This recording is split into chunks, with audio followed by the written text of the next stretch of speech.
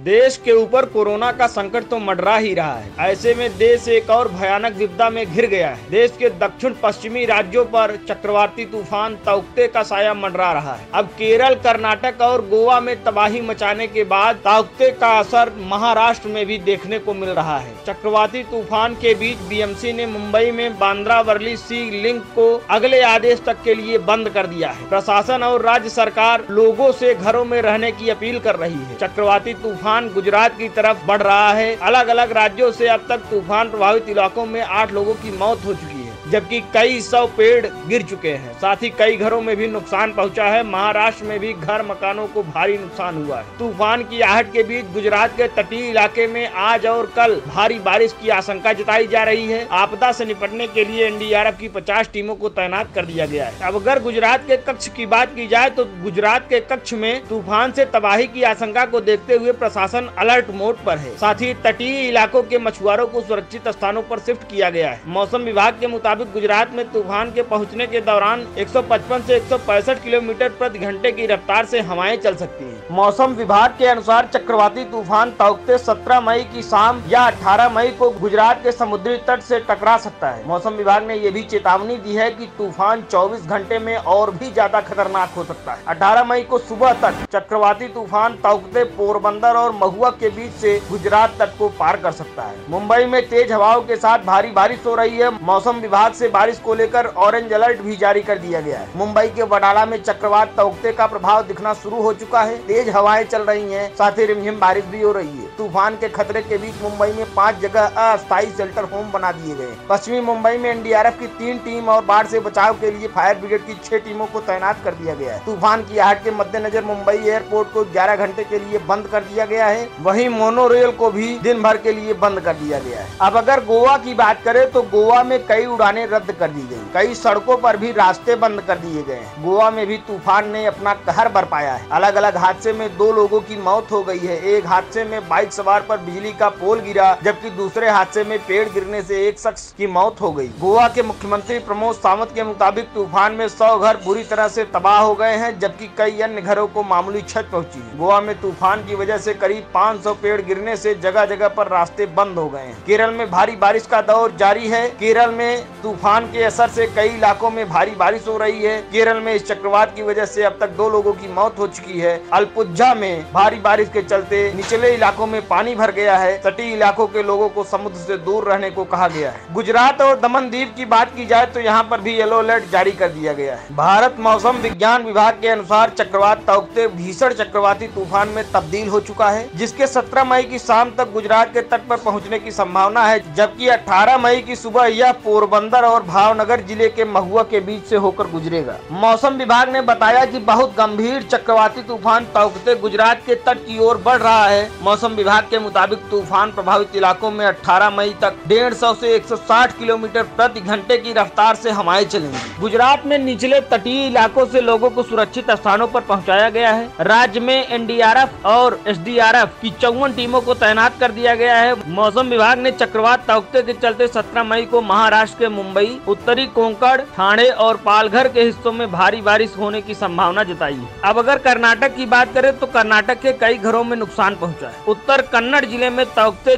तूफान ने जमकर तबाही मचाई है। उडुपी में 4 लोगों की मौत हो गई, जबकि उत्तरी कन्नड़ में तूफान की तबाही से 71 घर तबाह हो गए। मछुआरों की 76 बोट भी क्षतिग्रस्त हो गई है। 270 से ज्यादा बिजली के खंभे गिरे हैं। अब जरा तैयारियों की बात कर लेते हैं। गृह मंत्री अमित शाह ने रविवार को गोवा, गुजरात, महाराष्ट्र और दमन दीव में चक्रवाती तूफान से निपटने के लिए की गई तैयारियों की समीक्षा की। साथ ही हर संभव तरीके से कोरोना के मरीजों के इलाज के साथ अन्य स्वास्थ्य सुविधाओं का ध्यान रखने के भी निर्देश दिए। कुल मिलाकर देश में एक विपदा थमने का नाम नहीं ले रही है कि दूसरी विपदा भी देश के सामने आ गई है। ऐसे में केंद्र और राज्य सरकारों के साथ साथ देश के हर नागरिक की ये जिम्मेदारी है कि इस विपदा में जितना हो सके उतना अपनों का सहयोग करें, सुरक्षित रहें, सतर्क रहें और देश को इस विपदा से निकालने में हर संभव मदद में केंद्र और राज्य सरकारों का पूरा सहयोग करें। प्रधानमंत्री नरेंद्र मोदी ने चक्रवात ताउक्ते की वर्तमान स्थिति को लेकर महाराष्ट्र के मुख्यमंत्री उद्धव ठाकरे से फोन पर बातचीत की। प्रधानमंत्री नरेंद्र मोदी ने उद्धव ठाकरे को हर संभव मदद का भी भरोसा दिया। देश और दुनिया की तमाम बड़ी खबरों के लिए जुड़े रहिए हमारे साथ, देखते रहिए एनबीसी हिंदी।